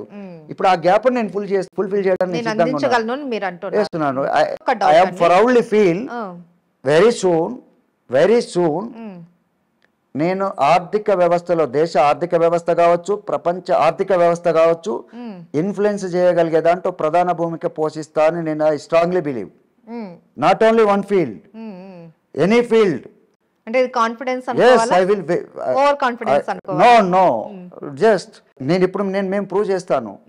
నేను ఇంకా కూడా ఇప్పుడు నేను డెవలప్ చేసిన గ్రాఫిన్ని ఇప్పుడు మీ ముందు, అంటే జస్ట్ గ్యాప్ తీసుకునైనా మనము మీ ముందు నేను ప్రూవ్ చేస్తాను. నేను డెవలప్ చేసిన గ్రాఫిన్ని ఒక నెలకి 100 టన్నులు కావాలన్నా కూడా ఉత్పత్తి చేయగలిగే స్థాయిలోకి నేను వెళ్ళాను. పైలట్ ప్లాంట్లో నేను ప్రూవ్ చేశాను. నేను అది కూడా ఎలాగా, ప్రపంచం మొత్తము, నాట్ ఓన్లీ ఇండియా, ఏ పదార్థంతోనైతే పర్యావరణ సమస్యను ఎదుర్కొంటుందో ఆ పదార్థాన్నే తీసుకొని నేను గ్రాఫిన్గా కన్వర్ట్ చేసినాను. ఓ పక్క ఎన్విరాన్మెంట్ సమస్యని, పొల్యూషన్ సమస్యను, దేంతో ఇబ్బంది పడుతున్నా ఆ పదార్థాన్ని తీసుకొని పొల్యూషన్ ఫ్రీ లేకుండా, ఇప్పుడు ఆటోమొబైల్ సెక్టర్లో వాడినప్పుడు లిథియం అయాన్ ప్లేస్లో ఎనర్జీ డివైజెస్ని మనం తయారు చేస్తే, ఒక లైక్ బ్యాటరీని తయారు చేస్తే లిథియం ప్లేస్లో ఈ గ్రాఫిన్ చేసినప్పుడు లిథియంతో ఒక 1000 కిలోమీటర్లు ప్రయాణం చేస్తున్న కారు 5000 కిలోమీటర్లు పోతుంది. ఇంకొకటి సైజ్ కంపాక్ట్ అవుతుంది. దీంతో ఎందుకంటే ఇది super conductor, at the same time lithium కంటే కూడా 5 times density, energy storage, current density కలిగి ఉంది. ఇది దీని లక్షణాలు అవి, దీనికి ఉన్న అడ్వాంటేజెస్ అది. దానివల్ల ఏమవుతుంది, మొత్తం మారిపోతుంది. మారడానికి దీనికి కావాల్సినటువంటి రిక్వైర్మెంట్ ఉన్నటువంటి డిమాండ్ సప్లైకి మధ్యన ఉన్నటువంటి వ్యత్యాసాన్ని మనం ఫుల్ఫిల్ చేయగలిగినప్పుడు ప్రపంచం మారుతుంది, ఖచ్చితంగా మారుతుంది. ఒకప్పుడు ఉండేది మారాలా లేదా అని, ఇవాళ ఖచ్చితంగా గ్లోబలైజేషన్ పుణ్యమా అని ప్రతివాడు మారాల్సిన పరిస్థితే వస్తుంది. అయితే నాకు ఒక డౌట్ అండి, ఇప్పుడు ఇంత వాల్యుబుల్ థింగ్స్ ఇవి, సో దీన్ని మీరు ఉత్పత్తి చేస్తాను అని అంటున్నారు. దీని ద్వారా దీన్ని మనం ఎలా ఉపయోగించుకోవచ్చు అన్నది కూడా చాలా క్లియర్‌గా చెప్తున్నారు. ఇది వరల్డ్ వైస్ కూడా ఆల్రెడీ క్లినికల్ ట్రయల్స్ ఇవి అయ్యాయి అనేసి అంటున్నారు. మరి ఇంత డిమాండ్ ఉన్నదానికి మీకు మంచి మంచి ఆఫర్స్ కూడా వచ్చే ఉన్నాయి. ఉంటాయి. అట్ ద సేమ్ టైం మీరు దానికి ఒప్పుకోకపోవడం వల్ల కొన్ని రకాల బెదిరింపులు కూడా వచ్చే ఉంటాయి. ఆల్వేస్ ఫేస్ చేశారు. నేను ఫేస్ చేస్తూనే ఉన్నాను ఇప్పటికి టిల్ డే చేస్తున్నారు. టిల్ డే ఏయ్, yes okay. I'm common man. చెప్పగలరా దానికి ఒక ఎవరు మాట అన్నది? నేను పేర్లు చెప్పలేను Okay. If you don't mind. ఎందుకంటే ఫార్మా రంగంలో డిఫరెంట్ పాయింట్ ఆఫ్ వ్యూలో వచ్చినాయి. బట్ నాకు వెనకుండే బ్యాక్గ్రౌండ్ కూడా అంతకు మించిన వాళ్ళు నాకు సపోర్ట్ కూడా నిలబడిండ్రు. నేను ఇందాక మీకు చెప్పిన పేరు చెప్పలేని వాళ్ళు అని చెప్పాను నేను. వాళ్ళ స్థాయి పొలిటికల్ లీడర్స్ అనుకోవచ్చు. No industrial industry. అన్నీ ఉన్నాయండి, అన్ని బ్యాక్గ్రౌండ్స్ ఉన్నాయి. ఓకే, ఒకే పర్సన్ కి అన్ని బ్యాక్గ్రౌండ్స్ ఉన్నాయి. గ్రూప్ ఆఫ్ పీపుల్ అంతే అవసరం అనుకుంటే. ఓకే. జస్ట్ ఇంకా కూడా చాలా గొప్ప గొప్ప వ్యక్తులండి. శాంతా బయటకు వరప్రసాద రెడ్డి గారు లాంటి వాళ్ళు నన్ను ఎప్పుడూ కూడా కడుపులో పెట్టుకొని కాపాడుతున్నారు. కాపాడుకుంటారు. వాళ్ళ గుడ్ విల్ ఎంత గుడ్ విల్ చూడండి. మ్మ్. చాలా ఇట్లాంటి వాళ్ళు నాకు చాలా మంది నాకు సో వెనక నుండి- బెదిరింపులకు భయపడరు. ఒకటండి, నా దగ్గర నుంచి ఏం తీసుకోగలుగుతారు చెప్పండి? మ్మ్. ఏం తీసుకోగలుగుతారు? అదేమన్నా ఒక ప్లేసా, జెండాలు పడితే ఒక వాడు మాఫియా వచ్చి ఇదే చేస్తానని? లేదనుకుంటే ఏమన్నా బ్యాంక్ బ్యాలెన్స్లా, లేకపోతే ఏమన్నా ప్లాన్ ఇండస్ట్రీ అయినా టేక్ ఓవర్ చేసి భయపెట్ట చేయడానికని? మ్మ్. నేను అంతా చేసుకుంటూ పోయేటప్పుడు ఎక్కడో ఒక దగ్గర పిన్ పాయింట్ కొట్టేస్తా, అయిపోయింది సినిమా. మ్మ్. సో అది కనుక్కోలేదు. జరిగితే మంచితనం మీద జరగాల. మ్మ్. నేను ఆర్టిఫుల్గా నేను ఇస్తే తీసుకునేది అది. మ్మ్. ఇదంతా కూడా హైలీ సెక్యూర్డ్గా ఉన్నాను మీరు నేను. నాతో పర్సనల్ గా మాట్లాడుతూ ఈ రోజు నేను ఒక సైన్ పెడితే చాలు నాకు ఒక 1000 కోట్లు వస్తుంది Yes, అనేసి yes. అన్నారు. మరి ఎందుకు అలాంటి ఆఫర్స్ నా కళ్ళ ముందు ఉంటాయని నేను అనుకుంటున్నాను. నేను చూస్తున్నాను మేడం. 10,000 మందిని నేను డీల్ చేస్తున్నప్పుడు నా దగ్గరికి విఐపీలు వివిఐపీలు ఎంతో మంది వచ్చినారు. Different point of I industry think మీకు అలాంటి ఆఫర్ వచ్చిందని అనుకుంటున్నాను. ఉన్నాయి. కానీ ఐఎమ్ నాట్ ఇంట్రెస్టెడ్. నేను గవర్నమెంట్ ఆఫ్ ఇండియాతో డిఆర్డిఓతో నేను ఎందుకు డీల్ చేస్తున్నా? అంటే ఎలా వెళ్ళినా కూడా అది ప్రజలకే కదా వెళ్తుంది. ఎస్, వెళ్ళాలి. ఎందుకంటే నేను నా కళ్ళతో చూస్తున్నాను. 1,00,000 కోట్ల ఉన్నవాళ్ళు కూడా నా కుర్చీ ముందుకు వచ్చి వాళ్ళన్ని హ్యాండ్సప్ కొట్టేసి ఒక ఆరోగ్య స్థితిని ఎదుర్కొంటున్నప్పుడు ఏదో రకంగా అట్లాంటి వాళ్ళని కొన్ని వందల మందిని చూశాను. నా ఎదురుగా 10,000 మందిలో 100 మంది ఉంటారు. ఆ 100 మందికి ఒక్కొక్కరికి ఒక్కొక్క బ్యాక్గ్రౌండ్ ఉంది. వాళ్ళందరూ కూడా ఇవాళ నాకు మద్దతుగా నేను నిలబడరని ఐ బిలీవ్ స్ట్రాంగ్లీ. నాకున్నారు, నిలబడుతున్నారు. వాళ్ళ బ్యాక్గ్రౌండ్ ఒక్కొక్కరికి ఒక్కొక్క బ్యాక్గ్రౌండ్ ఉంది.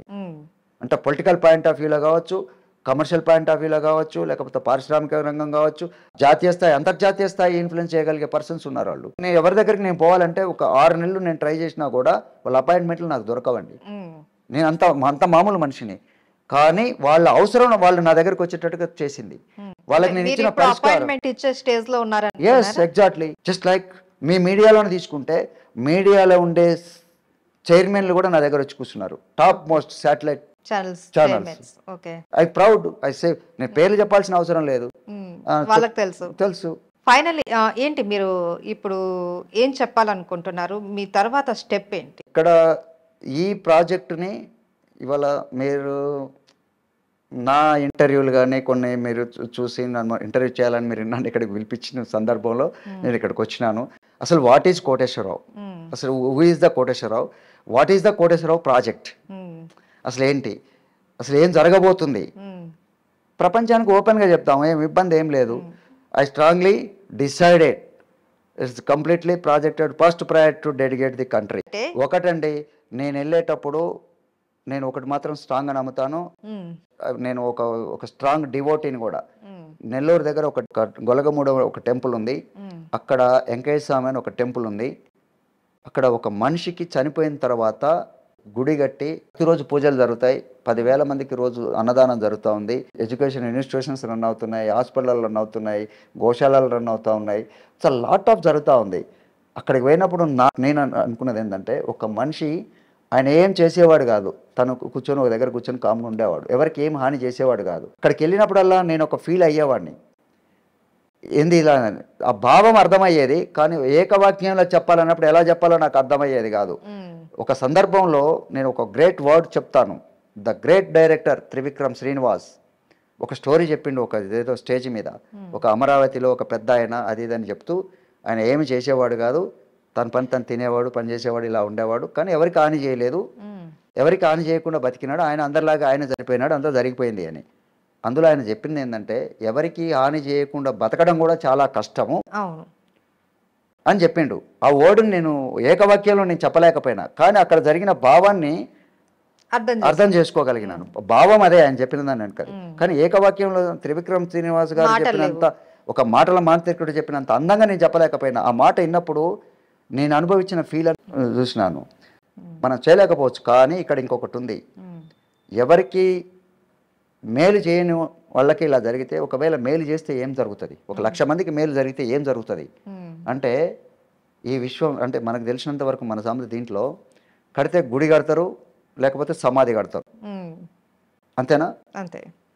దాంట్లో ఏంటి అన్నది మన బిహేవియర్, మనం చేసే పని మనం చేస్తే గుడి కట్టాలా సమాధి కట్టాలా పబ్లిక్ నిర్ణయిస్తారు. That is true. ఓకే. మనకి 1,000 కోట్లున్నా నా కళ్ళ ముందు నా చైర్ ముందు వచ్చి కూర్చొని నా ట్రీట్మెంట్ కోసం ఎదురు చూస్తున్నట్టు వాళ్ళందరి దగ్గర చూస్తుంది ఏంటంటే, వాళ్ళకు ఉండాల్సింది లేదు, వాళ్ళు తినాలనుకున్నది తినలేరు, వాళ్ళు ఉండాలనుకుంటున్నది లేరు. ఎవరు తిన్నా చార్జ్ చేస్తారా? ఖచ్చితంగా చార్జ్ చేస్తాను. ఊరిక ఫ్రీగా ఇవ్వను. ఫ్రీగా ఇస్తానంటే అది పని చేయదు కూడా. వాళ్ళ దగ్గర చార్జ్ చేస్తాను. అసలు ఇంకోటి ఎలా ఉంటుందంటే, దాని వాల్యూ నేనెందుకు పడగొట్టాలా? ఇంత గొప్ప వాల్యూ ఉన్నదాన్ని నేను ఎందుకు పడగొట్టాలా? దాన్ని చెత్త కుప్పలలాగా ఎందుకు? ఇప్పుడు పొల్యూషన్ గురించి మాట్లాడాను నేను. అంటే మెడిసిన్ అన్నది దానికి వాల్యూ కడితేనే విలువ ఉంటుందా? అట్లనే కాదు, పనితనం కూడా ఉండాలి కదా, ఒక సాటిస్ఫాక్షన్ కూడా ఉండాలి కదా. ఇంకొకటి ప్రొడక్షన్ చేయడానికి కావాల్సినటువంటి కానీ ఎక్విప్మెంట్స్ ఇవన్నీ కూడా కావాలి కదా. ఊరికనే నేను ఒక సాయిబాబా లాగా ఉపాధి తీసేంత హాయి కాదు కదా నాది. రెండో పాయింట్ ఏంటంటే, అన్ని రకాల కేటగిరీ పీపుల్ని, మధ్యతరగతి కుటుంబం కావచ్చు, బిలో ప్రాపర్టీ లేని వాళ్ళు కావచ్చు, హై లెవెల్ వాళ్ళు కావచ్చు, ఎవరి తగ్గట్టు వాళ్ళ దగ్గర నుంచి ఛార్జ్ చేస్తూనే ఉంటాను. డబ్బులు నోటి దగ్గర తీసుకుంటాను. డబ్బులు లేని ఒక 300 ఫ్యామిలీని ఇలా ప్రొటెక్ట్ చేస్తున్నా. నా స్థాయికి నేను ఐ సే వెరీ ప్రౌడ్. ఒక 300 ఫ్యామిలీలను బతికించుకుంటూ వస్తున్నా. వాళ్ళకి మెడిసిన్ అంతా ఫ్రీ ఆఫ్ కాస్ట్. ఏ రకం వ్యాధి అయినా సరే ఒకటే మందు, single point solution to all diseases. Okay. So దీన్ని ఏమనాలి, వాటర్ థెరపీ అంటారా, లేకపోతే మీరేమని అనుకోవచ్చు, ఆల్టర్నేటివ్ మెడిసిన్. అంటే మీ మెడిసిన్ కి మీరే పేరు, అన్ని రకాల మందులకి ఇది ప్రత్యామ్నాయం అని అందాం. Alternative medicine. నాకు డాక్టరేట్ ఇచ్చింది కూడా, వాళ్ళ ఆనర్ డాక్టరేట్ ఇచ్చింది కూడా ఆల్టర్నేటివ్ మెడిసిన్ అనే ఇచ్చారు. ఇప్పుడు మీ మీడియా వాళ్ళందరూ ఏంది, వాటర్ ల్యాబ్ కోటేశ్వరరావు అని ఒక అందమైన పేరు పెట్టిర్రు. వాటర్ థెరపీ అని పెట్టండి మీరు, లేదనుకుంటే ఆల్టర్నేటివ్ మెడిసిన్ అని పెట్టండి. మీకు ఎలాగో డాక్టరేట్ ఇచ్చారు కదా, ఇంకా 2 యూనివర్సిటీలు వెయిట్ చేస్తున్నాయి డాక్టరేట్ ఇవ్వడానికి. ఇవన్నీ ప్రతిదీ సైంటిఫిక్ పాయింట్. ఒక పేషెంట్ కి ట్రీట్మెంట్ జరుగుతుందంటే, బిఫోర్ నా దగ్గరకు వచ్చినప్పుడు ఏ స్టేజ్లో ఉన్నారు, నీకు హెల్త్ కండిషన్ ఎలా ఉంది, diagnosis point of view, physical point of view. At the same time ఒక 15 days తర్వాత ఏం జరుగుతుంది, మళ్ళీ టెస్ట్లు చేయండి. Diagnosis point of view, physical point of view. మీరు ట్రీట్మెంట్ ఇచ్చిన వాళ్ళందరూ పూర్తిగా సర్వే అయిపోయారా? 95% పీపుల్ సర్వైవల్. అందులో అంటే నెంబర్ పాయింట్ ఆఫ్ వ్యూలో వచ్చినప్పుడు సర్వైవల్ రేట్ వచ్చేసి 50% నుంచి 90% వరకు చూస్తున్నాను. ఇక్కడ రేంజ్ ఉంటుంది. ఇక్కడ మెడిసిన్కి ఒక స్టాండర్డ్ ఉంటుంది, కానీ పేషెంట్ కూడా రిసీవ్ చేసుకొని రెస్పాండ్ అయ్యేదంటూ కూడా ఉంటుంది. ఒక్కొక్క మనిషి ఒక్కొక్క రకంగా రెస్పాండ్ అవుతారు మనకి. కొంతమంది మల్టీ డిసీజెస్తో వస్తారు, మల్టీ ఆర్గాన్స్ ప్రాబ్లమ్స్తో వస్తారు, మల్టీ ఏజెస్ అంటే డిఫరెంట్ ఏజ్ ఫ్యాక్టర్ కూడా దీని మీద ఇంపాక్ట్ ఉంటుంది. లాట్ ఆఫ్ కారణాలు ఉంటాయి. ఇంకోటి ఏంటంటే, కొన్ని డ్రాబ్యాక్స్ ఎలా ఉంటాయంటే, మన దగ్గర నుంచి మెడిసిన్ తీసుకుపోయిన తర్వాత పేషెంట్ ఇంటి దగ్గరికి వెళ్ళిన తర్వాత వాళ్ళు వాడడానికి ఒక రోజు వీలు పడదు, నెగ్లిజెన్సీ ఉంటుంది, రకరకాల ఫ్యాక్టర్స్ ఉంటాయి. ఎన్ని రోజులు వాడాలంటారు? అట్లా అంటే డిసీజ్ని బట్టి. క్రానిక్ నాన్ క్యాన్సర్ అయినప్పుడు కొద్ది రోజులు వాడితే సరిపోతుంది. క్యాన్సర్ పేషెంట్లకు మాత్రం ఖచ్చితంగా లైఫ్ లాంగ్ వాడాలని చెప్తాను. ఎందుకంటే నా దృష్టిలో క్యాన్సర్ బాడీలో 0.01 సెల్ అంటే 1 మిలియన్ సెల్స్ని మనం తీసుకున్నప్పుడు 0.01 సెల్ ఉన్నా కూడా పాజిటివే. అది ఉన్నా కూడా చేయాల్సిందే. అయితే ఇప్పటి వరకు నేను 90% సర్వైవల్ పర్సెంట్ మాత్రమే చూశాను, అంతకుమించి చూడలేదు. అంటే 10% ఉందంటే 10% కూడా 90%ని ఇన్ఫ్లుయెన్స్ చేస్తుంది. మళ్ళీ రికరింగ్ అయిందట వస్తుంది కదా. కానీ ఇక్కడ ఉన్నది ఏంటంటే, వాళ్ళ పని వాళ్ళు చేసుకొని హ్యాపీగా లైఫ్ లీడ్ చేయగలుగుతారు. ఇక్కడ ప్రతి జబ్బుకి ఏముంటుంది, ప్రివెంట్, రాకుండా ఉండటం ప్రివెంట్, వస్తే కంట్రోల్, లేదంటే క్యూర్. ఈ 3 పదాలే ఉంటాయి. ప్రివెంట్ గా వాడుకోవచ్చు. ఇప్పుడు ప్రజెంట్ క్యాన్సర్ కి అయితే కంట్రోల్, మిగతా అదర్ క్రానిక్ డిసీజెస్ కానీ కొన్ని వైరల్ కావచ్చు, బ్యాక్టీరియల్ కావచ్చు, ఇట్లాంటి కొన్ని వీటికి ప్రాబ్లం వాటికి మాత్రం క్యూర్. ఓన్లీ అనుకున్న స్టేజ్ కి రీచ్ అవ్వడానికి మీకు ఇంకా ఎంత టైం పడుతుంది? నా టార్గెట్ 2027. ఎందుకంటే నాకు నవ్ ఐ యామ్ 56. ఆ 27 వచ్చేసరికి నాకు 60 ఏళ్ళు వస్తాయి. కార్బన్ C60కి 60 ఆటమ్స్ ఉంటాయి. నా 60 ఏళ్ళు నిండాలి. ఈ 60 ఏళ్ళు నిండే లోపల నేను ప్రపంచ ఆర్థిక వ్యవస్థలో నేను నా భాగస్వామ్యం ఉండాలి. నేను ఎంతో అంతో నేను ఇన్ఫ్లుయెన్స్ చేయగలిగే స్థాయికి వెళ్ళాలి. That is my goal. ఎందుకంటే అది నా గొప్పతనం కాదమ్మా, అది నా గొప్పతనం కాదు, దాని మీద పనిచేయడం నా అదృష్టం అనుకుంటా. నిజంగా చదువుకి టాలెంట్కి సంబంధం లేదు అని మరోసారి మీ ద్వారా రుజువైంది. ఎస్, అంటే ఒకటమ్మా, అర్థం చేసుకునే దమ్ము ఉండాలా, దానికి ఆసక్తి తోడు కావాలా. మనం ఏదంటే అది కావచ్చు. విషయాన్ని అర్థం చేసుకునే తత్వము, శక్తి కావాలి, ఆసక్తి దానికి తోడు కావాలా. దానికోసమే కష్టపడాలి, డెడికేషన్ కూడా అవసరం. ఖచ్చితంగా. ఇంకోటి ఎన్ని ఒక్కోటి ప్రతిదీ నా లైఫ్లో నేను ఎన్నో క్రిటిసిజం తీసుకోబడినాను. గత 1 year వరకు కూడా ఉత్త మనిషిని మాత్రమే రోడ్డు మీద మిగిలి ఉన్నాను.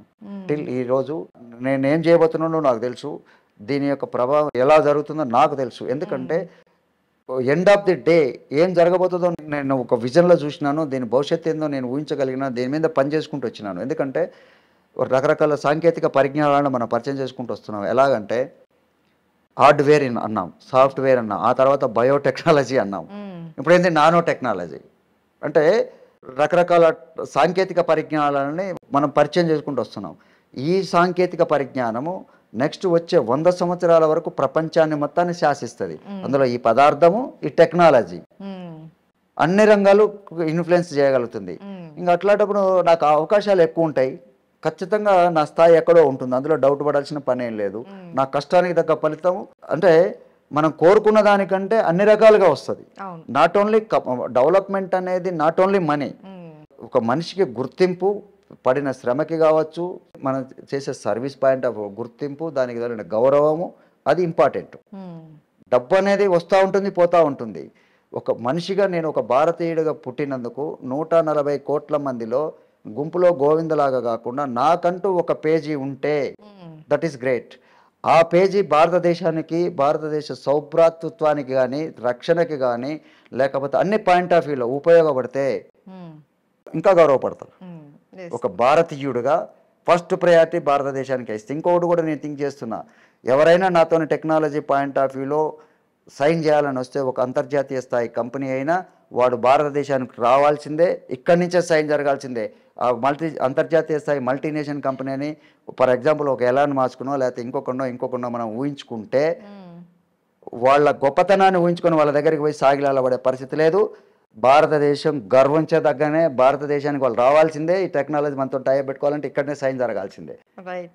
అది భారతదేశం జెండాకున్న గర్వం, అది పొగరది, ఎక్కడ తగ్గడానికే లేదు. ఎందుకంటే ఒక భారతీయుడిగా నాకు ఈ భారతదేశము, నేను ఇక్కడ పుట్టినా, ఇక్కడ పెరిగినా, ఇక్కడే నేర్చుకున్నా. ఫస్ట్ ప్రయారిటీ దేశ ప్రయోజనాల కోసం అయితే I feel very without condition I give to all చేయడానికి రెడీ. ఇంతకంటే ఏం కావాలి? ఒకవేళ నేను కావాల్సింది నాకు ఇచ్చినప్పుడు భారతదేశం నాకు ఏమి ఇవ్వాలో ఇవ్వదా? మనం చేయాల్సింది చేస్తే వాళ్ళు ఇవ్వకపోయినా పర్లేదమ్మా, దేవుడు మనకి ఇస్తాడు, ప్రజలు ఇస్తారు. ఇవాళ నేను ఇంట్లో నుంచి బయటకు వెళ్తే విపరీతమైన గౌరవము, గుర్తింపు ఉంది.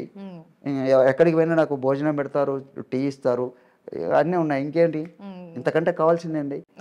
ఎంత సంపద వచ్చింది? 10,000 మంది, ఒక్క సంవత్సరంలో 10,000 మంది బంధువులు నాకున్నారు. నాకు ఒక సినిమా హీరోలకు ఉండే ఫ్యాన్స్ లాంటి వాళ్ళు కాదు. నా ఫ్యాన్స్ అంతా ఎట్లా అంటుందో తెలుసా?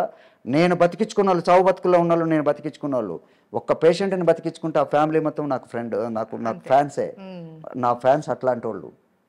నేను గర్వంగానే ఉంటా, నేను బలంగానే ఉన్నా అని నేను ఫీల్ అవుతాను. నా బలం అదే నేను అనుకుంటాను. థ్యాంక్ యూ అమ్మా. Nice to meet you sir. మీరు అనుకున్న గోల్స్ అని రీచ్ అవ్వాలి, మీరు అనుకున్నట్లు మీ 60 years వచ్చేసరికి మీరు అనుకున్న సక్సెస్ కూడా సాధించాలని iDream తరపున మా వ్యూవర్స్ తరపున కోరుకుంటున్నాను. Thanks for coming. Thank you అమ్మా. Thank you. ఇంకొకసారి మీ iDream ప్రేక్షకులందరికీ నా నమస్కారాలు.